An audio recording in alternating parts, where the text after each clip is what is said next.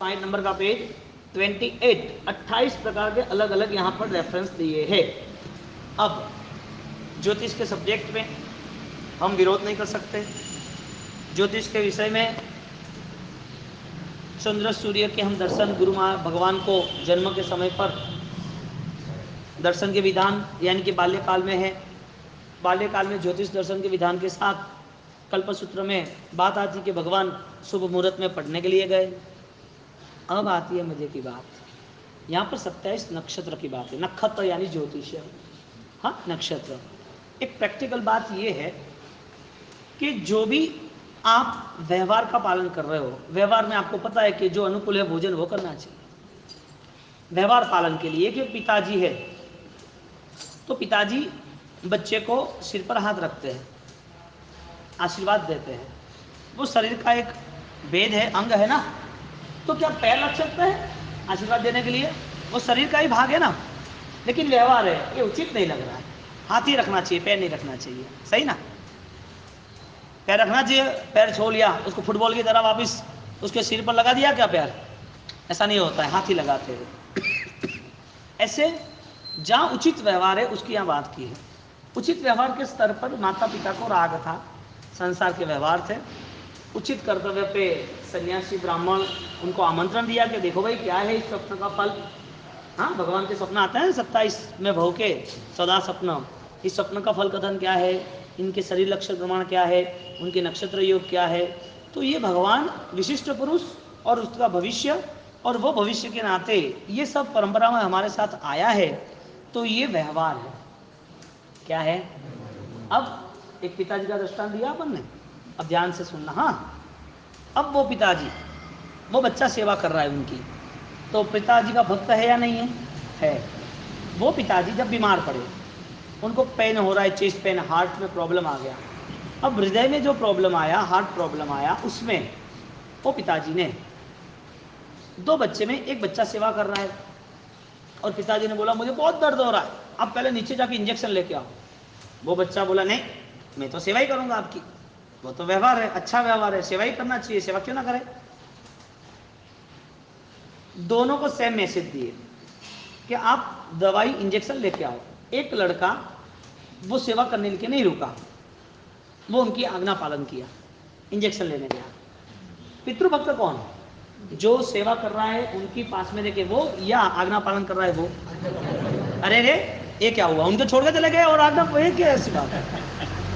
उनको छोड़ के चले गए, सेवा नहीं की, पैर नहीं दबाए, उनके पास नहीं बैठे और वो आज्ञा पालक वो और ये नहीं। ऐसा होता है क्या? उचित समय पर उचित कार्य। हाँ, यहाँ पर ये बात भगवान के नाम पर हम धर्म के क्षेत्र में भगवान के प्रतिष्ठा करने, मुहूर्त निकालने होते हैं, ये व्यवहार है। लेकिन उससे भी अतिक्रांत गोचर, उससे भी ऐसी एक छलांग, ऐसी एक सत्वशाली भावना है जिसमें आप बिना ज्योतिष के सहारे भी चल सकते हो। ज्योतिष का विरोध नहीं है, लेकिन आपकी आंतरिक शुद्धि, मन वचन काया की, दर्शन ज्ञान चारित्र की, धर्म की, आगे जाके आपका पुण्य जबरदस्त है, तो वो पुण्य आपके सब स्टार को चेंज कर देता है। आपके जो भी भविष्य के कार्य है वो सब परिवर्तन हो जाते हैं, क्योंकि जो भी व्यवहार, जो भी आपके सामने निमित्त आने वाला है, जो भी आपके सामने निर्माण होने वाला है, वो आपने आधार बना दिया ज्योतिष का। ज्योतिष के हिसाब से ये हो रहा है, ज्योतिष के हिसाब से हो रहा है, वो स्टार है। वो आपके लिए यदि संपूर्णतया आपके ही रोल में वो आ ही जाते, आपके साथ सब ढंग के रोल वो करते रहते, तो भविष्य में मोक्ष में कौन जाता? यानी कि पुरुषार्थ आप परिवर्तन कर सकते हो, आप परिवर्तन कर सकते हो, आप में वो सामर्थ्य है।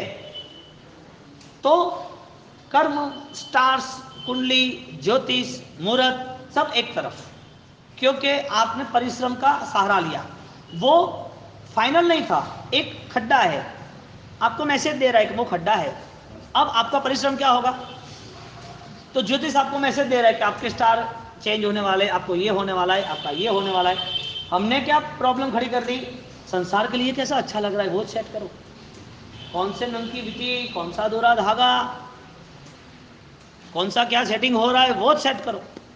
हमने संसार के लिए करने के बाद भी हमारे विचारों में संसार की ही भावना रही, हमारे विचारों में ऐसा नहीं था कि मैं कोई अपवाद का सेवन करके भी मैं धर्म में स्थिर हो जाऊं, क्योंकि सम्यक दर्शन के 6 लक्षण में अभिधान राजनीति के सप्तम भाग में द्रव्य सप्तति का एक रेफरेंस दिया है कि अपवाद मार्ग से यदि कोई भी आप कार्य कर रहे हो तो वो अपवाद आपका देह का एक व्यवहार है, लेकिन आपके विचारों का जो योग, विचारों का जो व्यवहार है वो शासन के प्रति, अध्यात्म के प्रति, आत्मा के लक्ष्य है तो सफल है।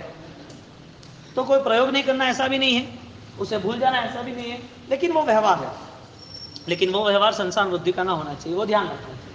यानी हमारा एंगल, हमारा अनुभव, डॉक्टर ऑपरेशन करता है, कटु दवाई भी देता है, लेकिन वो कटु दवाई दर्द मिटाने के लिए, और कोई व्यक्ति जहर दे देता है लेकिन उसका एंगल मारने का है कि ले ये भी जहर भी कटु है, कड़वास भरा हुआ है। तो दोनों दे तो रहे, दोनों पी भी रहे, एक आदमी दवाई ले रहा है अच्छे होने के लिए, एक आदमी त्रस्त हो गया संसार में, मर जाना है, वही दवाई बैगन स्प्रे पी रहा है, मर जाना है, कुछ काम नहीं है, क्या करे, सब लोग सिर पर आ गए, दोनों जहर है, लोगों ने दोनों के विचार अलग है। एक ही प्रक्रिया नक्षत्र के योग में या कुंडली के योग में जो भी है, लेकिन अलग प्रक्रिया है। तो नक्षत्र यानी कि ज्योतिष विद्या, वो विद्या यानी कि एक व्यवहार है कि संसार में बहुत सारी कला, कौशल्य, विद्या, बहुत सारी संस्कृति, बहुत सारे संस्कार है, लेकिन सबसे यदि शुद्ध, सात्विक और साहसिक यदि आपके जीवन में कोई कार्य हो तो आपका मनोबल, आपकी मनोबल, आत्मबल, ये सब चेंज हो जाता है, सब परिवर्तन हो जाता है। क्योंकि यदि ये मुहूर्तों में यदि बहुत गहराई तक गए आप तो फंस जाओगे, क्योंकि आप कर्मवाद को भूल जाओगे। विरोध नहीं है इसका, आप समझ लो पहले बात, ये गलत भी नहीं है, लेकिन आप कर्मवाद को भूल जाओगे कि आपकी आंतरिक भावना पूरी साफ हो गई। एक साथ 10 लोगों के दुकान के ओपनिंग हुए, अच्छा मुहूर्त था ना, तो सेम चलनी चाहिए ना। एक साथ 10 लोगों की वसंत पंचमी आती है, एक साथ आ जाता है कि हजारों लोगों की शादी है, मुहूर्त तो एक ही था, सिटी भी एक था, एरिया भी एक था, अरे एक ही साथ बिठा देते सबको एक ही जगह पर।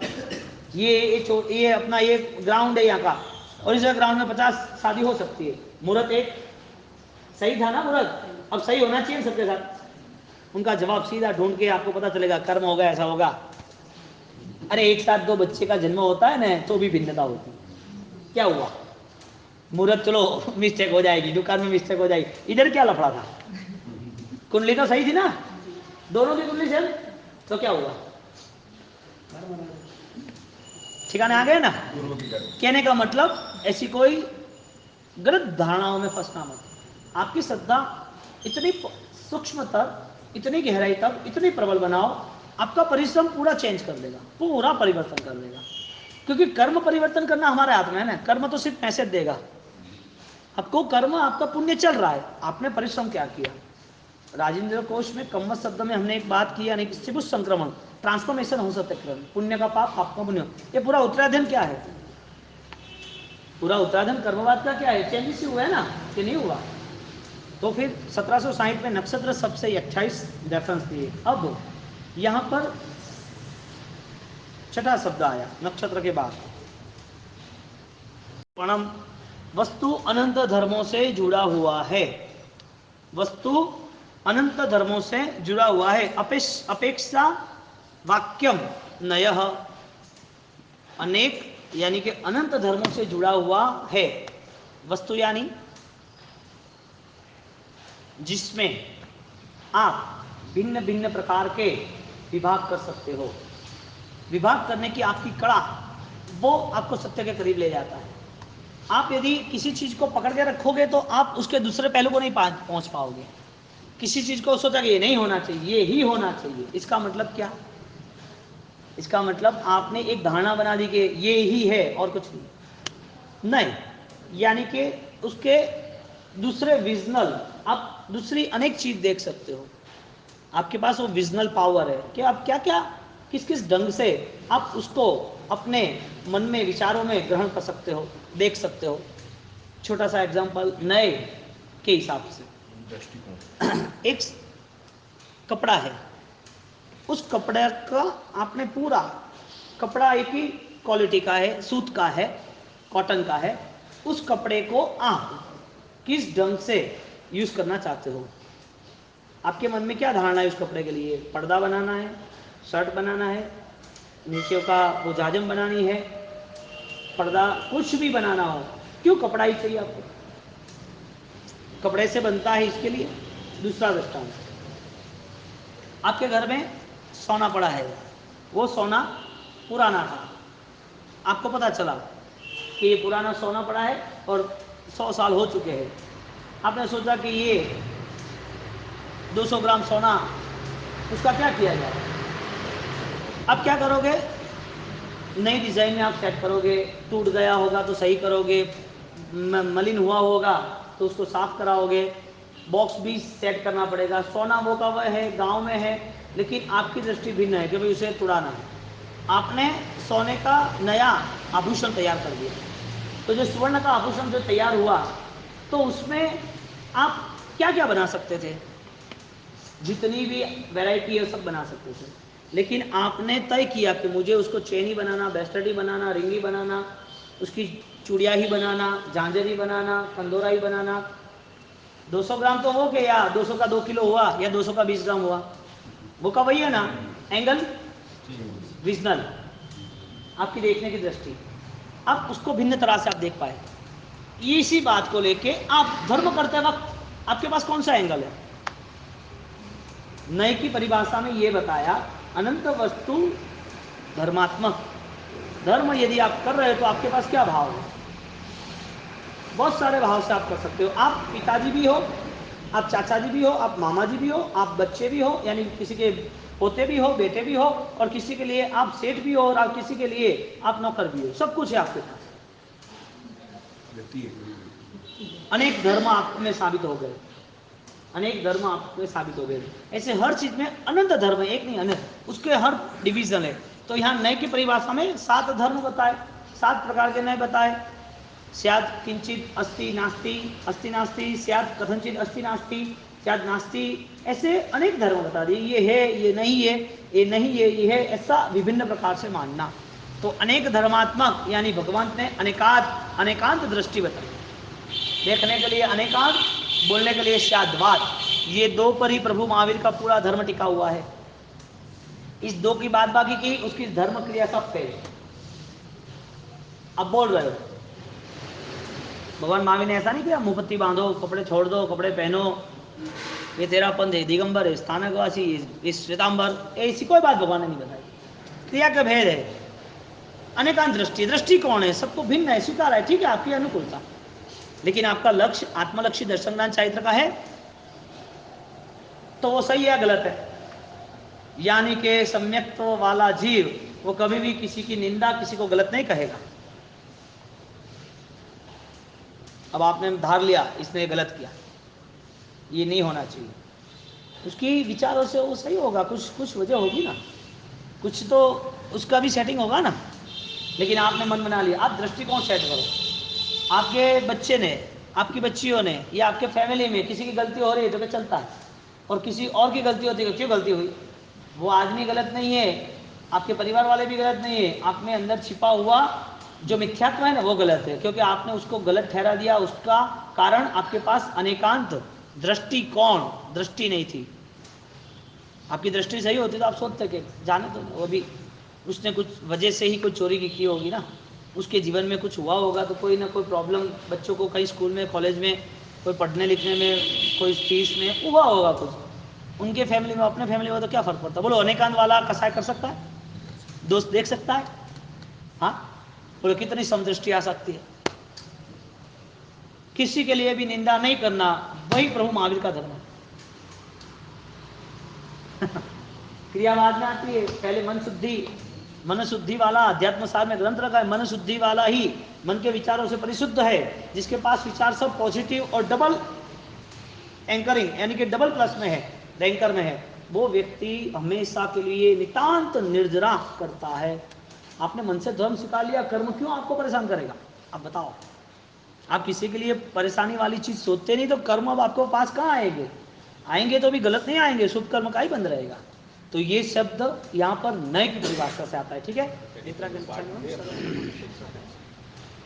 नमो हरियंदानु सिद्धांग नमो हरियाणगाय नमो गे सब्बसाहं ऐसो पंचन मुखारो सब्ब पाप प्रणाशुन मंगलाम जस प्रसन्न नमो मंगलम। नमो दुर्वार रागादि वेरी वारेली वादिने हरते योगी नाथाय मायाय भाई सर्वारिष्ट गुणासाय सर्वाभिष्टादायिने सर्वलब्धि निदानाय गौतम स्वामी नमः। जय लोकेश्वर राजेंद्र सूर्य हृदय बोले नाम केशवाजां नदतुनवाद्यं दुर्देश्वरुंदविनां जगदेशकं शिरोलोक तत्वादिशद्वैत प्रकाशक आत्मा सन्मार्गोपदेशकाय जयंत रत्न हृदयकाय देवाय। अभिज्ञान राजेंद्र कोश पेज पद चौथा, इसमें हम ज शब्द पे चल रहे हैं। इसमें 1613 जिसमें जोग यानी कि योग,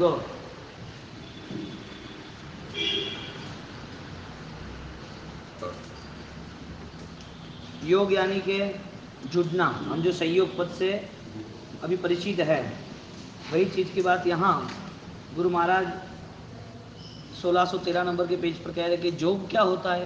कहा है कि अप्राप्त ज्ञानादि प्राप्तेन, जो नहीं मिला है उसको उसका मिलन वो योग। तो यहाँ अज्ञान आदि शब्द में रखा है।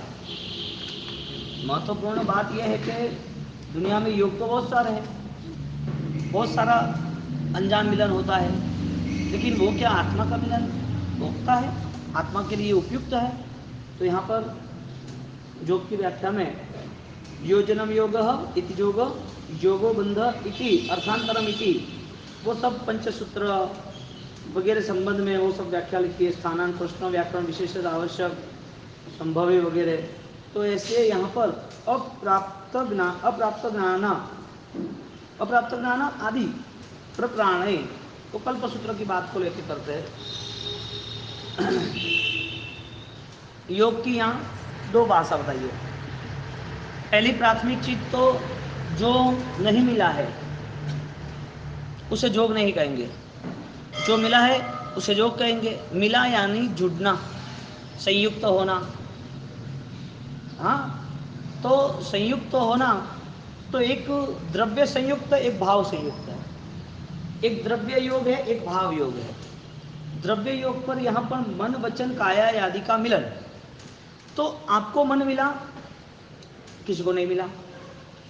किसी को काया मिली, किसी को काया में कोई ना कोई मुश्किल ही मिली, कोई ना कोई अंग नहीं मिला, खोड़ खापन यानी कि विकलांग हुए, अपाहिज हुए। किसी को वचन मिला लेकिन वो सही ढंग से बोल नहीं सकते। ये सब द्रव्य योग है। ये कई बार मिले लेकिन पानी की लकीर है। ये योग कई बार मिले लेकिन पानी की लकीर है। कितनी देर तक पानी की लकीर? क्षण भर। ये योग मिलने के बाद इसका कोई भरोसा नहीं कि कब तक स्थिर रह सकता है। लेकिन ज्ञानियों ने बात बताई, ये योग ही तुम्हें अयोग की यात्रा में ले जाएगा। यानी कि भविष्य में अभी हमें ये मन वचन काया के योग से मुक्त होकर हमें अपनी आत्मा के योग में यानी कि अध्यात्म में हमें परिवर्तन करना है। योग मिला, यूजफुल हुआ तो अयोग, मिसयूज हुआ तो भी अयोग नहीं लेकिन मिसयोग। यानी कि अब जो मिलेगा मन वचन काया वो ढंग का नहीं होगा। यानी कि जिन लोगों ने योग मिलने के बाद उसका ज्ञान से, श्रद्धा से, विवेक से सही उपयोग नहीं किया। दो योग, द्रव्य और भाव। द्रव्य योग में मन वचन काया, इनकी परिभाषा सूक्ष्म दृष्टि से क्षणिक है, पानी की लकीर की तरह। इस योग की जिसने भी सार संभालना ली, इस योग को जिसने भी उपयोग सही ढंग से नहीं किया, उसके जीवन में आप अपने आंखों के सामने देख रहे हो कि वो विकलांग योग है, विकल्प परिस्थिति है।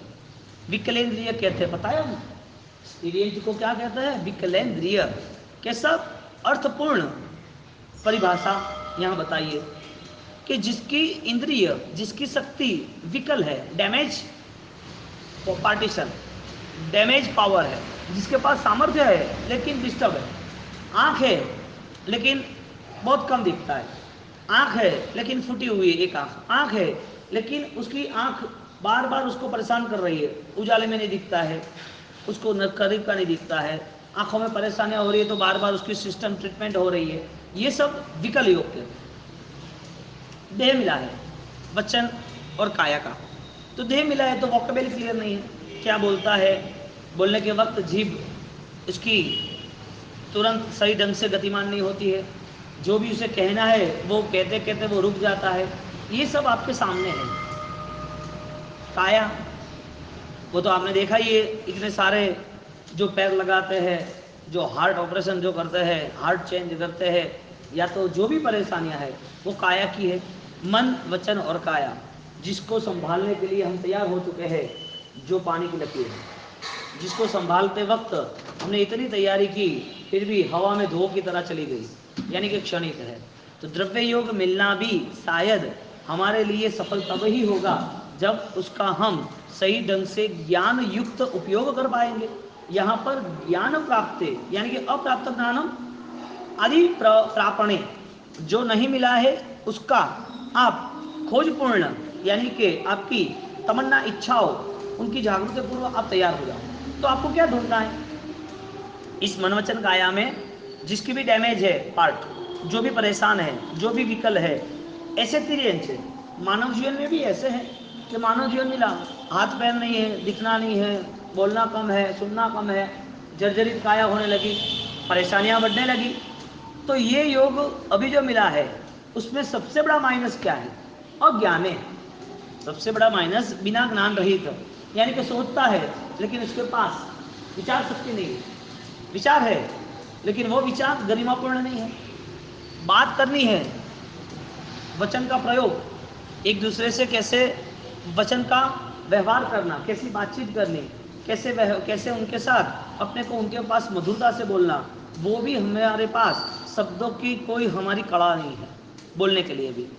वचन और काया, काया मिलने के बाद भी उस काया के साथ हमें आराधना, उस काया का हमें उपयोग सही ढंग से करना चाहिए। इसकी जगह पर काया मिलने के बाद उसकी ज्ञान दशा यानी कि उसका अज्ञान बार बार काया को संभालने के लिए तैयार है।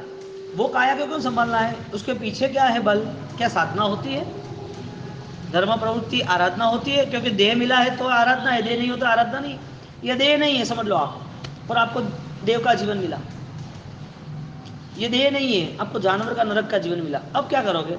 अच्छा ये देह है तो क्या करोगे? यानी कि अज्ञान, जिसने पास ज्ञान का योग नहीं हुआ है उसके पास मिला हुआ द्रव्य योग भी निष्फल है।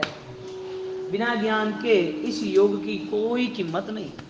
आपको लग रहा है मैं सुखी हूं, मुझे सब कुछ मिला है, मेरा परिवार है, बढ़िया है।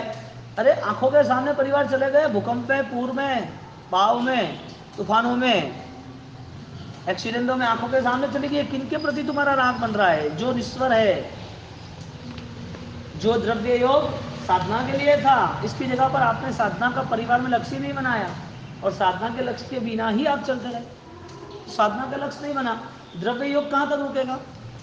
आपको चाहिए द्रव्य योग, मिल गया, आपका मन 80, 90, 100 साल तक मन सजाग है, आप अच्छी तरह बोल सकते हो, आपको दवाई लेने की जरूरत नहीं है, कोई प्रॉब्लम नहीं, अच्छी बात है। जैन धर्म, जैन कुल, आगे जाके सत्य जीवन के लिए हमारे पास क्या आयोजन है?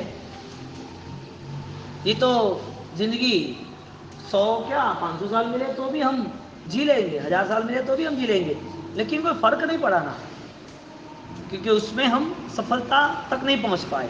मानव जीवन की गरिमा क्या है उसे पता नहीं चला। इस मानव जीवन को पाने के बाद वो योग की महायात्रा शुरू करते हैं और योगी राज बनते हैं, और महायोगी राज, महर्षि, महर्षिराज राजेंद्रेश्वरी महाराजा, जो हमें चतुर्थ भाग के अंतर्गत जब योग की बात कर रहे हैं तो कहते हैं ज्ञान की प्राप्ति के साथ योग को फलीभूत बनाने की कोशिश, पुरुषार्थ, परिश्रम आवश्यक है। अब योग मिला है, अब सोचो एक्टिवेट कितना। योग मिलने के बाद इस योग के साथ हमारी दिन ब दिन यात्रा पूर्ण होती है, तो इस योग का पुण्य खत्म होता है। ये पुण्य खत्म होने के बाद इस योग से नया पुण्य का उपार्जन कहाँ होता है? नया पुण्य का भी उपार्जन जिन शासन के लक्ष्य कहाँ है? पुण्य का उपार्जन है, लेकिन योग की सुरक्षा के लिए। अच्छा देह मिले, मेरा पुण्य होगा तो मुझे शरीर में रोग नहीं आएगा, मेरा पुण्य होगा तो संसार की अनुकूलता रहेगी, मेरा पुण्य होगा तो सब सुख सुविधा सब साथ में रहेगी। सब पुण्य है, आयुष्य नाम का पुण्य खत्म हुआ। सब कुछ आपके सामने आप चाहते हो, सब है, आपका परिवार, आपका पैसा, समाज, पद, सब कुछ है, ले लो, आप उठा लो, जितना चाहिए इतना लूट लो। मन काम नहीं कर रहा है, आपके सामने सब कुछ है। किस साधना के क्रम को हमको आगे लेके जाना था? हाँ भगवान, हमारी साधना हमें क्यों नहीं दिखी? योग शब्द से यदि कैसे गुरु महाराज सन्यासियों को, साधकों को योग परंपरा में योगीराज कहते हैं। योग का एक निर्मित किया बल, योग की यात्रा अब सिंहासनों की चल रही है। अब उन्हें कहीं पर भी दलदल में, नीचे कूड़े कचरों में, तलेटियों में नहीं रहना। योग का एक शिखर तय हो गया और यज्ञ की यात्रा पर उसकी उड़ान चल रही है। पंछी उड़ता है ना आसमान में, तब वो स्वच्छ हवा, स्वच्छ आसमान के ही यात्रा करते हैं। तब वो देखते नहीं है कि कितनी गहराई और कितना लंबा चौड़ा है, अंतर कितना है वो नहीं देखता है, बस उसकी उड़ान वही उसकी साहस और पहचान। योग के अंदर जिसने सामर्थ्य शुरू किया, पराक्रम शुरू किया, योग के अंदर जिसने प्रवेश किया, योग के बाद उसे वो आनंद की अनुभूति हुई और वो आनंद की अनुभूति उसे चिरकाल तक, लंबे अरसे तक ले जाती। अब हमारा प्रवेश योग में ज्ञान सहित होगा तो हमें अनुभूति होगी, और योग का सदुपयोग वही सार्थकता है मानव जीवन की। योग यानी मन वचन काया का मिलन। अब मन भी छूटेगा, टूटेगा, काया भी टूटेगी, वचन। अब देखो बुढ़ापे में आपके घर में, अभी आपको तो 60-70 साल के आप बैठे हो, आपने आपके बुजुर्ग को देखा होगा, आवाज़ नहीं निकलती है, बोल नहीं सकते हैं, अच्छा चल नहीं सकते हैं, अच्छा सब कुछ है, तो सोच में भी परिवर्तन आ गया।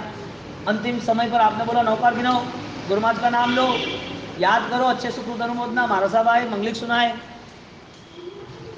कोई सेंस नहीं, कुछ भी सेंस नहीं। एक अभी एक कितनी छोटी बात है, एक साधु भगवान बहुत अच्छे थे, बहुत तपस्वी है, उनने ये बात बताई जब हमारा ये मिलन हुआ रात को, हम जब वहाँ बैठे तो कि हमारे पिताजी दीक्षा तो हुई, दीक्षा होने के बाद मुझे एक दर्द हो रहा है, लेकिन जैन शासन पर बहुमान हो रहा है। तो कि क्यों दर्द? इसके हो रहा है कि मेरे पिताजी, हम सब साथ में दीक्षा ली, पहले हमने ली, उसके बाद उन्होंने ली। दीक्षा के साथ जुड़े होने के बाद दीक्षा में इतनी तपस्या की, आंबिल की ओली कंटिन्यू थी। दीक्षित होने के बाद 90% उनने आंबिली की है दीक्षा के जीवन में पूर्ण रूप से।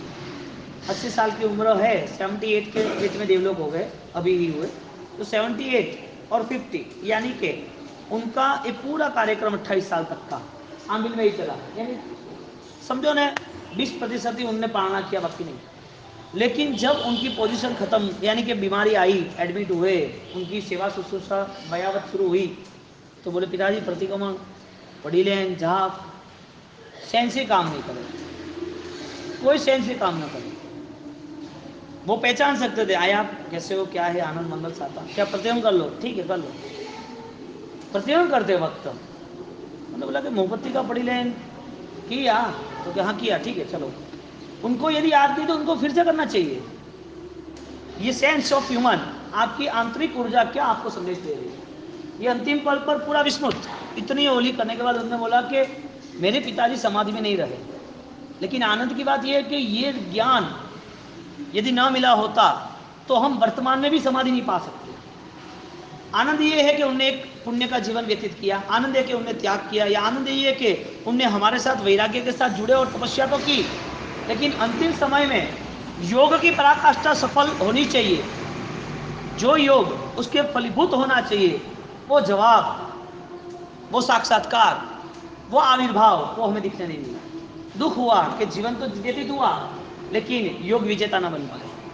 तो सबसे बड़ा यदि मानव जीवन का सफलता का यदि प्रयोग हो तो वो है ज्ञान से योग में आगे बढ़ना। यहाँ पर गुरुमा ने ये शब्द लिखा है कि द्रव्य योग है मन वचन काया का, और भाव योग है प्रशस्त अप्रशस्त सम्यक्त्वादि भाव योग। प्रशस्त अप्रशस्त सम्यक्त्वादि, सम्यक यानी सत्य भावों से आपको क्या क्या आपके संसार के सामने निर्मित हो रहा है वो आप देखने की एक कला, एक कौशल्य प्राप्त करने की कोशिश करो। ये योग बनेगा ना तो संसार के बहुत सारे कर्म से आप मुक्त हो जाओ, बहुत सारे कर्म कम हो जाएंगे। आगे शब्द आया है 1760। विस्तृत नहीं बताया। हाँ भगवान, भावयोग को विस्तृत नहीं बताया आपने। प्रशस्त यानी सामान्य कक्षा से, और अप्रशस्त, प्रशस्त आपको जिस चीज से एक बार लगाव हो रहा है, एक बार लगाव नहीं हो रहा है। प्रशस्त योग के अंतर्गत आपने कई कसायों को पकड़ लिया, लेकिन भाव योग की पहली व्याख्या ये थी कि ज्ञान से युक्त भाव योग है। पहली बात तो ये थी, हाँ जी, ज्ञान से युक्त है भाव योग, यानी कि सम्यक्तवादी सहित है। तो सम्यक्त्व में रहे हुए आप यदि प्रशस्त या अप्रशस्त सही ढंग की भी आराधना कर रहे हो, सम्यक दर्शन के सहित आपके भाव यदि 10% भी है तो भी चलेगा, 100% है तो बहुत बढ़िया है। कहने का मतलब प्रशस्त अप्रशस्त जो भी योग है वो भाव योग ज्ञान युक्त होना चाहिए। ज्ञान युक्त यानी सम्यक दर्शन सहित, सम्यक दर्शन वाला कोई भी योग, यानी कि छोटी सी भी क्रिया आपने अल्प भावों से की है, लेकिन आपके अंदर सम्यक दर्शन तो है। सोना है, सोना 1 तोला ये समझ लो 10 ग्राम ही है, और 100 ग्राम है, दोनों में मूल्य ज़्यादा किसका? 100 ग्राम का या 10 ग्राम का? 100 ग्राम का। कम मूल्य किसका? लोहे का और सोने का मूल्य करने जाओ तो मूल्य किसका? 10 ग्राम का या 10 किलो सोने का? 10 किलो लोहे का। 10 किलो लोहे का मूल्य ज़्यादा या 10 ग्राम सोने का मूल्य ज़्यादा? कहने का मतलब प्रशस्त प्रशस्त भाव वो बाद में रखे, पहले रखा सम्यक्तवादी भाव, भाव धर्म में। तो सम्यक्तवादी जो भाव धर्म रखा उसमें क्या बताया बापना जी? उसमें यह बताया कि ज्ञान सहित है, यानी कि मूल्यवान क्रिया है, अमूल्य नहीं है।